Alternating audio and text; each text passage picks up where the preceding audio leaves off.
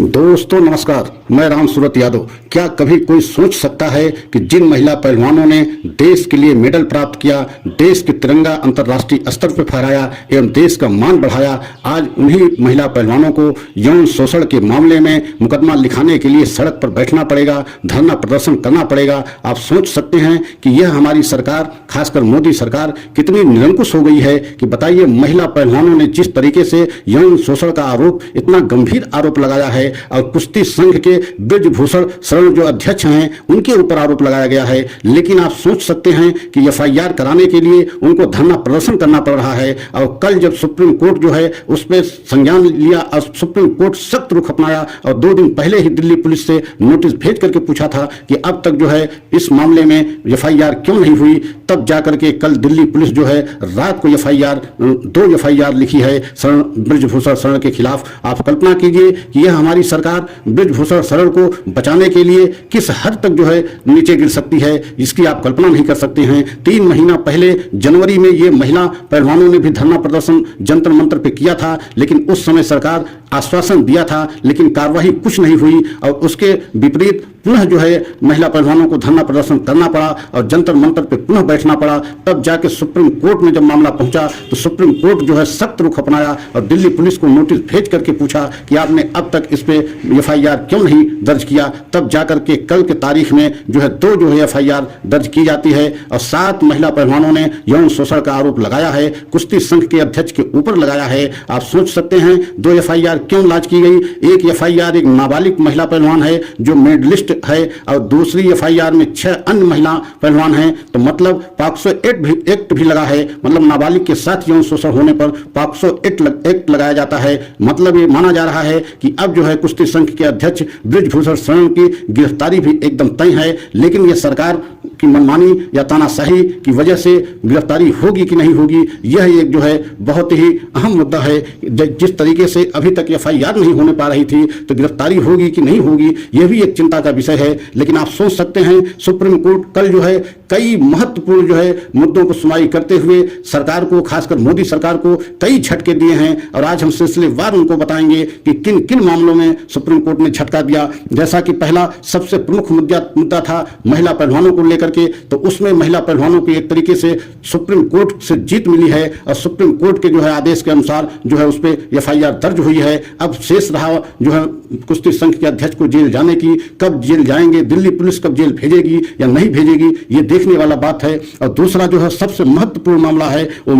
जिस तरीके से उत्तर प्रदेश में जो है पुलिस की अभिरक्षा में, पुलिस की कस्टडी में 2 अपराधियों की, खासकर माफिया वो भी थे, अतीक अहमद और अशरफ, उनकी पुलिस की अभिरक्षा में हत्या होती है। तो उसमें भी सुप्रीम कोर्ट सख्त रुख अपनाते हुए उत्तर प्रदेश सरकार से पूछा कि मीडिया के सामने उन अपराधियों की या उन कैदियों की परेड कराने की क्या जरूरत थी। जिस तरीके से मीडिया के सामने उनकी परेड कराई गई, उसके माध्यम परेड कराई गई, उसी परेड के दौरान जो है उनकी हत्या की जाती है। तो इस तरीके की ये सारी जो है एक तरीके से ये काम करने की क्या जरूरत थी। उत्तर प्रदेश सरकार के ऊपर भी एक तरीके से बहुत बड़ा सवाल खड़ा किया सुप्रीम कोर्ट ने कि आप इस तरीके के कैदियों को आपको जो है एम्बुलेंस में ले जाना चाहिए और सीधे अस्पताल में ले जाना चाहिए, लेकिन आपने मीडिया कर्मियों के सामने उनकी परेड कराई, जिससे जो है एक तरीके से जो शूटर थे उनको समय मिला जो उनकी हत्या किए। तो इस तरीके की आपकी कार्य पद्धति एक तरीके से सवालों को घेरे में है। और तीसरा जो महत्वपूर्ण बहुत जो है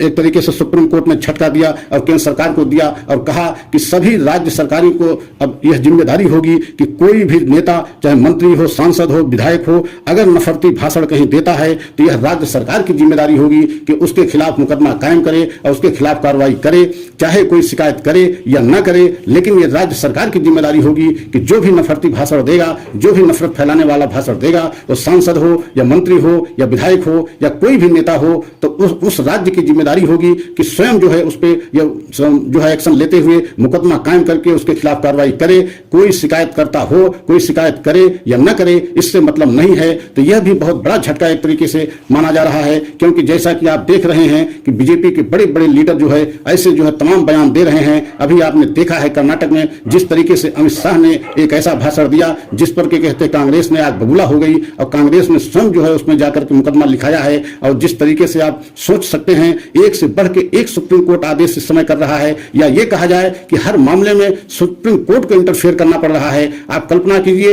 एक FIR लिखाने के लिए भी सुप्रीम कोर्ट को जो है उसमें हस्तक्षेप करना पड़ रहा है, और वो भी महिला पहलवान जो मेडल प्राप्त किया है, देश का नाम रोशन किया है, देश का जो है मान बढ़ाया है, देश का झंडा अंतरराष्ट्रीय स्तर पर फहराया है, और उन महिला पहलवानों को एक FIR लिखाने के लिए भी धरना प्रदर्शन करना पड़ रहा है। और एक बार नहीं, कई बार उनको धरना प्रदर्शन करना पड़ रहा है। जैसा कि जनवरी में यही महिला पहलवानों ने धरना प्रदर्शन किया था, लेकिन उस समय यह सरकार उनको एक तरीके से झूठा आश्वासन दे दिया कि हम कार्रवाई करेंगे, कमेटी बनाएंगे, लेकिन उसमें किसी प्रकार की कोई कार्रवाई नहीं हुई, और न ही उस कार्रवाई से पहलवानों को अवगत कराया गया। और उसके बाद पहलवानों ने पुनः निर्णय लिया, पुनः जंतर मंतर पर धरना दिया, और जब धरना पुनः दिया तो यह मामला सुप्रीम कोर्ट पहुंचा। सुप्रीम कोर्ट जब पहुंचा तो वहां से जब सुप्रीम कोर्ट सख्त रुख अपनाया, तब जाकर के दिल्ली पुलिस को नोटिस जारी हुई, और नोटिस जारी होने के बाद दिल्ली पुलिस को हाथ पांव फूले, और तब जाकर के दिल्ली पुलिस ने 2 FIR दर्ज किया। और अब मामला सुरक्षा को लेकर के है। जिस तरीके से कपिल सिब्बल महिला पहलवानों के वकील हैं, उन्होंने सुप्रीम कोर्ट के समक्ष एक बड़ा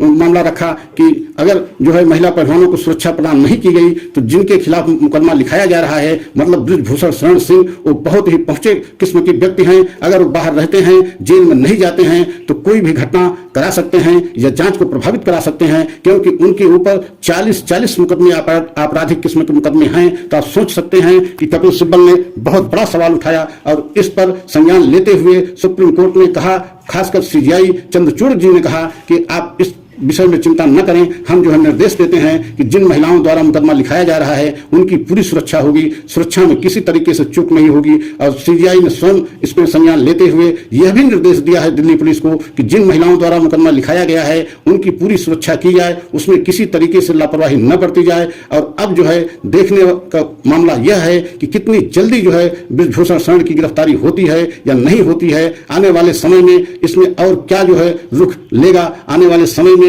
सत्ता पक्ष कितना ज्यादा अपने सांसद को बचाएगी या नहीं बचाएगी, क्योंकि जिस तरीके से अब तक सत्ता पक्ष एक तरीके से बृजभूषण शरण को बचाती रही, उसकी वजह से अब तक FIR नहीं हुई। तो सभी देशवासियों को यह बताते हुए कि आने वाले समय में अब जो है मुश्किल बीजेपी की बढ़ती जा रही है, क्योंकि जिस तरीके से सुप्रीम कोर्ट एकदम सख्त हो गया है, उससे बीजेपी की मुश्किल और बढ़ती जा रही है। प्रतिदिन कोई न कोई ऐसा आदेश सुप्रीम कोर्ट को करना पड़ रहा है जिससे बीजेपी को बड़ा झटका लग रहा है। तो यह बताते हुए कि सभी देशवासियों को यह सच कैसा लगा, अगर सच अच्छा लगा हो तो लाइक सब्सक्राइब करते हुए अपने कमेंट अवश्य हमारे चैनल पर दें, ताकि हम अगले सच को आप लोगों को सामने ला सकें। कोई न कोई ऐसा हम सच लाते हैं जो आप लोगों से जुड़ा होता है, समाज से जुड़ा होता है, राष्ट्र से जुड़ा होता है, पूरे देश से जुड़ा होता है। अगले सच को पुनः हम आप सभी के सामने लेकर के आएंगे। हम उसी सच को लेकर के आते हैं जो बहुत महत्वपूर्ण सच होता है और एकदम राष्ट्र और समाज एवं देश से जुड़ा हुआ होता है। और खासकर जिन मामलों में सुप्रीम कोर्ट स्वतः संज्ञान लेकर के इस समय बड़े से बड़े फैसले दे रहे हैं, इसलिए सभी देशवासियों से यह अपील करते हुए